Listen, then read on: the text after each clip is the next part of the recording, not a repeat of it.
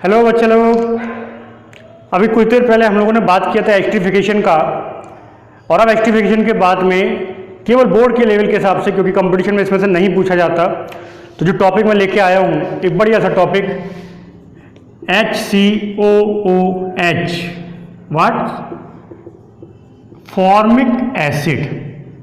ठीक है, क्या है ये? Formic acid. इसको अलग से लाने का जो मकसद था वो भी मैं आपको साथ के साथ बता दूंगा, क्योंकि इसकी कुछ प्रॉपर्टी ऐसी हैं जो प्रॉपर्टी आपके अन्य कार्बोक्सिलिक ग्रुप से थोड़ा सा, अन्य कार्बोक्सिलिक एसिड से थोड़ा सा चेंज है। इसलिए इस टॉपिक को अलग से कराना जरूरी था, इसलिए मैं इस टॉपिक को अलग से लेके आया हूँ। ठीक है बात। अब टॉपिक क्या है, इस टॉपिक को आप समझ लीजिए थोड़ा सा। इसमें करना क्या है आपको, कैसे क्या है। लाल चींटियों में पाया जाता है, बिच्छू में पाया जाता है, आपके मधुमक्खी में पाया जाता है, इसलिए इसको फॉर्मिका से निकला था फॉर्मिक एसिड। आप जानते हैं, मैं पहले ही बता चुका हूँ। हम बात करेंगे इसके लैब मेथड की। और लैब मेथड करने के लिए या लैब में बनाने के लिए क्या किया जाता है, यूज की जाती हैं दो चीजें, एक ग्लिसरॉल और एक यूज किया जाता है ग्लिसरॉल के साथ साथ ऑक्सैलिक एसिड। दो चीजों का हम लोग यूज करते हैं, इसीलिए मैं आपको बताने के लिए इसको आया, क्योंकि इसका रिएक्शन थोड़ा सा अलग है रिएक्शन, इसलिए इस पर ध्यान देना जरूरी है।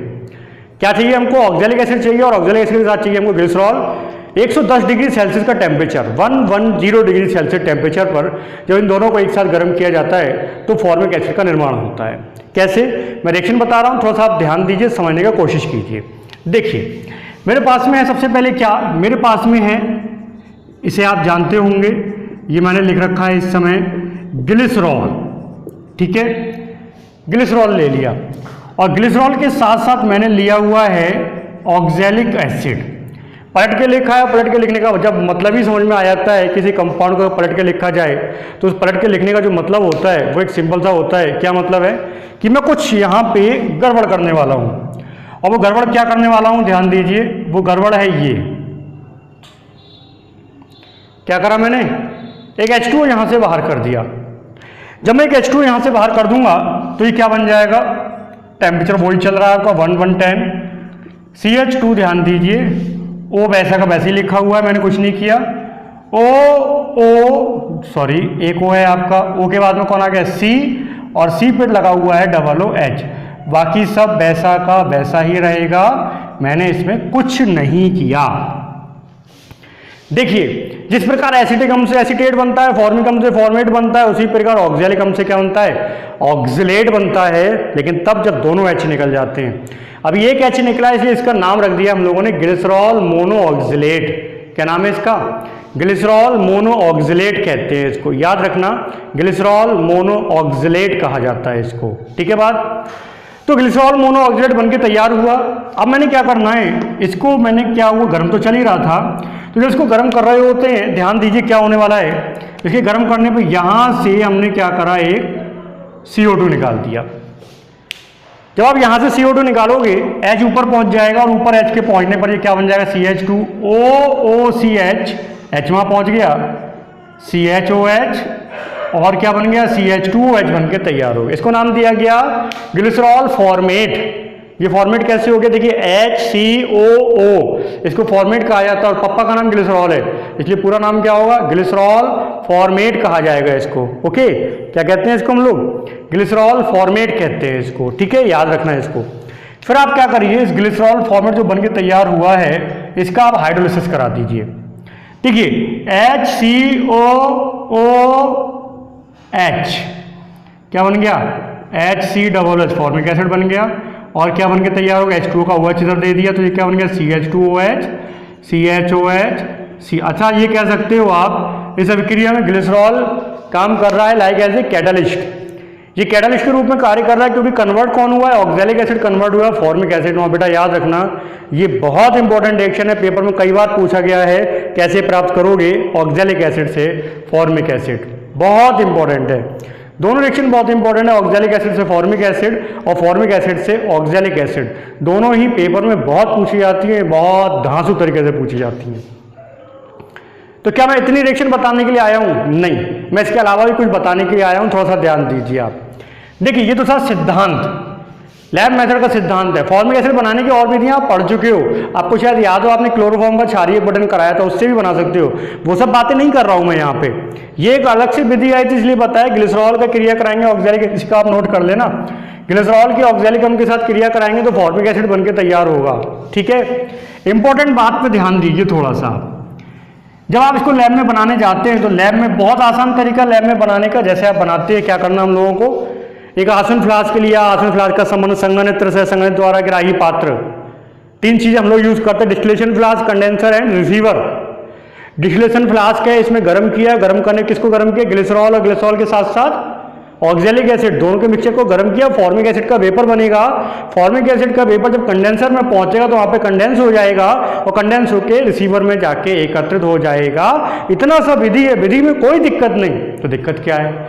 दिक्कत यह है कि हमको रिसीवर में प्राप्त होता है 2 चीजों का मिश्रण, एक फॉर्मिक अम्ल और फॉर्मिक अम्ल के साथ साथ वाटर, 2 चीजों का मिश्रण हम लोगों को प्राप्त होता है। फॉर्मिक अम्ल प्राप्त होता है और फॉर्मिक अम्ल के साथ साथ प्राप्त होता है हम लोगों को क्या, जल। 2 चीजें हैं। बोले साहब फिर भी कोई दिक्कत नहीं, हम अलग कर सकते हैं? नहीं कर सकते, यही तो कठिनाई है यहाँ पे। क्यों कठिनाई है? जो फॉर्मिक एसिड है, इस फॉर्मिक एसिड का बॉइलिंग पॉइंट है 100.5 डिग्री सेल्सियस और जो वाटर है, वाटर का होता है 100 डिग्री सेल्सियस। अब जब इन दोनों के मिश्रण को गर्म किया जाता है तो दोनों की वाष्प एक साथ बनती है। हम बने तुम बने एक दूसरे के लिए, इन दोनों की वाष्प एक साथ बनती है और एक साथ ऊपर उठती है। तो आप अलग कैसे करोगे? अगर दोनों का वाष्प एक साथ बन रहा है तो दोनों की वाष्प को अलग कैसे कर सकते हो? आप नहीं कर पाओगे। अब क्या करें? तो किसी ने मुझसे कहा, बोले सर ऐसा करते हैं इसमें H2SO4 लगा दे रहे हैं। मैंने कि हाँ सही है लगा दो, लेकिन H2SO4 इतना धांसू निर्जली कारक है, ये तो फॉर्मिक अम्ल को ही खराब कर देगा, उसमें से भी H2 निकाल के भग जाएगा वो, तो वो भी खराब हो गया। तो किसी ने कहा बोले सर ऐसा करते हैं कैल्शियम ऑक्साइड ले लेते हैं। मैंने कहा हाँ बिल्कुल ले लो, कैल्शियम ऑक्साइड ले लो। कैल्शियम ऑक्साइड क्या क्षारीय प्रकृति का होता है, ये अम्ल है, तुरंत क्रिया करके कैल्शियम फॉर्मेट बना देगा, फिर भी गड़बड़ हो गया। तो इसका मेथड अलग है, मैं इसको ही बताने के लिए, मुख्य 2 चीजें बताने के लिए आया हूँ। एक तो क्वेश्चन ये आता है पेपर में कि फॉर्मिक एसिड और जल के मिश्रण को साधारणतया अलग नहीं किया जा सकता। फॉर्मिक एसिड और जल के मिश्रण को नॉर्मली साधारणतया अलग नहीं किया जा सकता, ऐसा क्यों? और दूसरा क्वेश्चन आएगा फॉर्मिक अम्ल की केमिकल प्रॉपर्टीज में, जिसमें इसके बारे में बाद में मैं आपसे बात करूंगा। तो करा क्या है, इस बात को आप ध्यान दीजिए थोड़ा सा कि अब मैं क्या करने जा रहा हूं, मैं कैसे फॉर्मिक अम्ल को अलग करूंगा, इस पर थोड़ा सा आप ध्यान दीजिए। ठीक है, कैसे मैं इसको अलग करूंगा, इस पर आप थोड़ा सा ध्यान दीजिए। देखिए पहला काम क्या करना हम लोगों को जो फॉर्मिक अम्ल मिला है उसकी क्रिया करा दीजिए लेड कार्बोनेट के साथ। PbCO3 लेड कार्बोनेट के साथ इसकी रिएक्शन करा दीजिए। जब लेड कार्बोनेट के साथ 2 लेने पड़ेंगे और यहाँ पे बनके तैयार हो जाएगा लेड फॉर्मेट, H2O बाहर हो जाएगा, CO2 बाहर हो जाएगा।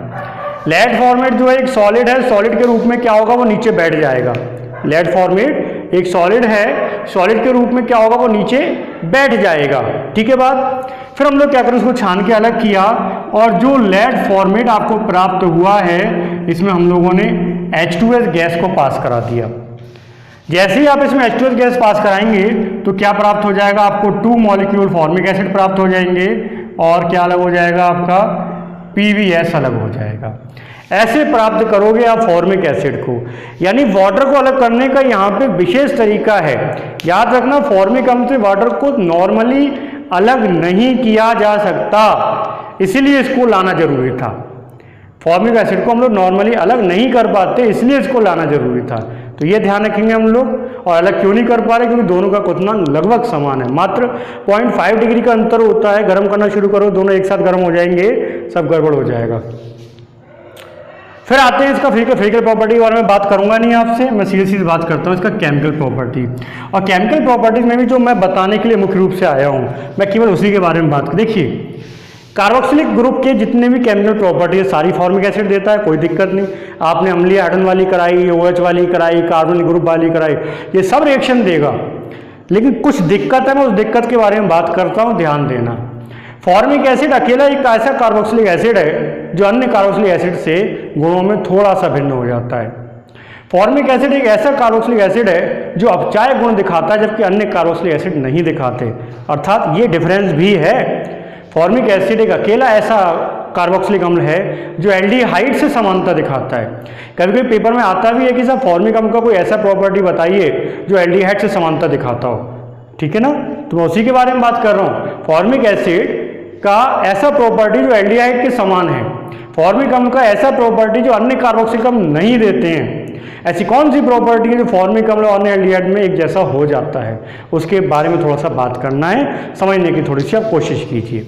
देखिए, मैं फॉर्मिक अम्ल की संरचना बना देता हूँ, आप इस पर थोड़ा सा ध्यान केंद्रित कीजिए। ये फॉर्मिक एसिड का मैंने संरचना बनाया हुआ है, ठीक है। बात जो थोड़ा बहुत भी पढ़े लिखे हैं संरचना को देख के ही समझ गए होंगे कहानी क्या है। फॉर्मिक अम्ल प्रदर्शित कर रहा है इस प्रकार का गुण क्योंकि इसमें बन चुका है एक विशेष प्रकार का समूह। कौन सा? एल्डिहाइड समूह। कौन सा बन गया इसमें? एल्डिहाइड समूह यहाँ पर बन चुका है। अब उस एल्डिहाइड बनने के कारण ही ये एल्डिहाइड समूह के कुछ गुण प्रदर्शित करने लगता है। एल्डिहाइड के बन जाने के कारण ये एल्डिहाइड समूह के कुछ गुण प्रदर्शित करता है। कौन से गुण? और एल्डिहाइड का सबसे धांसू गुण है उसका अपचायक गुण। जिस प्रकार एल्डिहाइड अपचायक गुण प्रदर्शित करते हैं उसी प्रकार फॉर्मिक अम्ल भी अपचायक गुण प्रदर्शित करता है। जिस प्रकार एल्डिहाइड अपचायक गुण प्रदर्शित करते हैं उसी प्रकार फॉर्मिक अम्ल भी अपचायक गुण प्रदर्शित करता है और सारा खेल उसी का है। ठीक है, कैसे? देखिए आप अपचायक गुण जब वहाँ पे दिखा रहे थे तो आप फॉर्मिक अम्ल की क्रिया किससे करा रहे थे? आप करा रहे थे टॉलन अभिकर्मक से। तो आप यहाँ पे क्रिया करा दीजिए, HCOOH की क्रिया कराइए आप Ag2O के साथ में। तो ये Ag2O को अपचित कर देगा किसमें? काले रजत दर्पण में। H2 अलग हो जाएगा, CO2 अलग हो जाएगा। आप इसी फॉर्मिक अम्ल की रिएक्शन करा दीजिए फेलिंग सोल्यूशन से, CuO से। तो CuO को किसमें अपचित कर देता है? Cu2O बन जाएगा, H2 अलग हो जाएगा, CO2 अलग हो जाएगा। एक और बताता हूँ, ध्यान देना। फॉर्मिक अम्ल की रिएक्शन करा दीजिए आप मर्क्यूरी क्लोराइड के साथ। Hg+2 दिखा रहा है यहाँ पे, और मर्क्यूरी क्लोराइड कन्वर्ट हो जाएगा आपका किसमें कन्वर्ट हो जाएगा? ये मर्क्यूरस 2 लेने पड़ेंगे। Ag2Cl2 बन जाएगा, 2HCl बन जाएगा, CO2 बाहर हो जाएगा। ठीक है, और करा सकते हो आप इसमें, अगर इसी फॉर्मिक एसिड का रिएक्शन में करा दूं Ag2Cl2, इसका भी अपचयन कर देगा और इसका अपचयन कर देगा तो क्या बन जाएगा? 2Hg बन जाएगा, 2HCl बाहर हो जाएगा, CO2 बाहर हो जाएगा। ये सब अपचायक गुण फॉर्मिक अम्ल दिखा रहा है केवल एक ही वजह से। क्यों? क्योंकि इसमें एल्डिहाइड ग्रुप बनके तैयार हो चुका है। ठीक है, एक आध मैं और भी दिखा सकता हूँ इसका। देखिए आप, बढ़िया रिएक्शन कौन सी? अम्लीय पोटेशियम डाइक्रोमेट। ये अम्लीय पोटेशियम डाइक्रोमेट को भी अपचेत कर सकता है। और जो उसमें अम्लीय पोटेशियम डाइक्रोमेट चल रहा है KMnO4, उस KMnO4 में Mn को वो Mn+2 में अपचेत कर सकता है। बेसिक के आधार पर दिखाता हूँ, रिएक्शन चेक करिए आप। पहले मैं KMnO4 का अम्लीय माध्यम में बेसिक लिख देता हूँ। KMnO4 प्लस H2SO4 किस में कन्वर्ट हो जाता है? ये K2SO4 बना देता है, और क्या बना देता है? MnSO4 बना देता है। H2O और कितने ऑक्सीजन निकलते हैं? 5 ऑक्सीजन। 2 K हो गया, 2 MnSO4, 3 H2O, 5 ऑक्सीजन, 5 ऑक्सीजन निकलते हैं। अब यहाँ से निकलने वाले ऑक्सीजन से फॉर्मिक एसिड क्या हो जाएगा? ऑक्सीकृत। क्योंकि फॉर्मिक एसिड ऑक्सीकृत हो रहा है इसीलिए तो ये अपचायक हुआ। आप जानते हैं जो ऑक्सीकृत हो जाते हैं वो अपचायक कहलाते हैं। तो इसके आने से ये क्या होगा? कन्वर्ट हो जाएगा H2O में, और किस में कन्वर्ट हो जाएगा? CO2 में। अब आपको क्या करना है? इसमें 5 का मल्टीपल कर दीजिए, तो ये क्या बन जाएगा? 2KMnO4 बन गया, 3H2SO4 बन गया, 5HCOOH ऑक्सीजन जा चुका है, ये बन जाएगा इधर K2SO4, ये बन गया आपका 2MnSO4, 5 और 3 8 H2O हो जाएंगे, और 5 CO2 हो जाएगा। आप अम्लीय पोटेशियम डाइक्रोमेट से भी करा सकते हो इसी प्रकार से। तो फॉर्मिक एसिड का ये अकेला एक ऐसा गुण था जो बिल्कुल अलग था, और मुझे इसके बारे में आपसे बात करनी थी, इसीलिए मैं फॉर्मिक एसिड टॉपिक ही अलग से लेके आया। ठीक है बात? तो इसको आप कंप्लीट कीजिए। हम लोग बहुत जल्दी चैप्टर कंप्लीट करने के बाद एनसीईआरटी करेंगे, और एनसीईआरटी करने के बाद हम लोग शुरू करेंगे नाइट्रोजन कंटेनिंग ऑर्गेनिक कंपाउंड्स। बड़ा मज़ेदार चैप्टर, छोटा सा चैप्टर है, पहले आप इसको कंप्लीट कीजिए। ओके, तब तक के लिए धन्यवाद।